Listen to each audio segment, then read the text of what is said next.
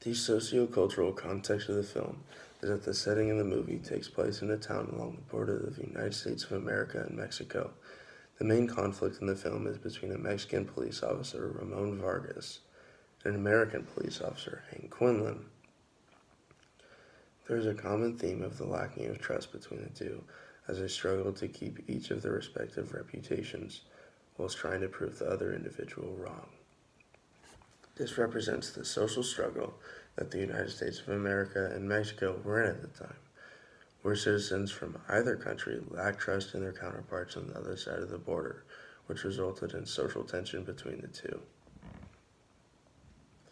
On May 22, 1958, just a couple months after the February release date of the film, the New York Times wrote an article commending Orson Welles for the phenomenal film that he produced. Superlative camera movements, as well as a cunningly designed climax, are but a few of the many positive things the New York Times had to say about Touch of Evil in their film review. The genre of the film is both a crime movie and a thriller movie.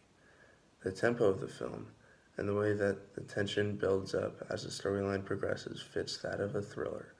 However, due to the central plot being built around the issue of exposing a corrupt police officer who has framed dozens of criminals for every crime under the sun, elements of the crime genre are also shown. I will be analyzing the opening scene of Touch of Evil. I chose this scene because I was fascinated at the intricate camera movements, as well as how well this sequence sets the stage for the rest of the story to follow so perfectly. The context of the scene in terms of the whole film is that this scene establishes the foundation on which the entire plot is built around. This scene establishes the fact that the town that Vargas and his wife are in, at the time when the car blows up, is located directly on the border between the United States and Mexico. It also establishes that Vargas is a well-respected individual within the police community. This is seen when the U.S. border agents knew exactly who he was upon Vargas stating his name. I believe that Orson Welles' intentions with this scene were to establish the location of the city along the border, which proves to be crucial to the storyline, and to introduce one of the two main characters in the film. I believe Welles was trying to communicate that everyone in the town seemed happy-go-lucky and friendly until the inciting incident, which is the car blowing up. Meaning is created using film language within the opening shots of Touch of Evil in several ways. The first of which being the fact that the entire opening sequence is simply one 3-minute long shot. To be more specific, it is a tracking crane shot consisting of trucks and dollies, in which the bomb is planted in the victim's car, and then the two main characters of the scene, Mr. and Mrs. Vargas, are tracked by the camera for the duration of the shot in a manner that they almost never go out of frame. For the most part, the camera is looking down upon the characters in a high-angle shot, thus making Vargas and his wife seem powerless, foreshadowing that they will both soon be victims of an elaborate plan and left to fend for themselves. The mise-en-scène of the scene, more specifically the costuming of both Vargas and his wife, portray their social status as being someone that is somewhat wealthy. The suit that Vargas is wearing, paired with the sweater of his wife, reinforce the aforementioned statement.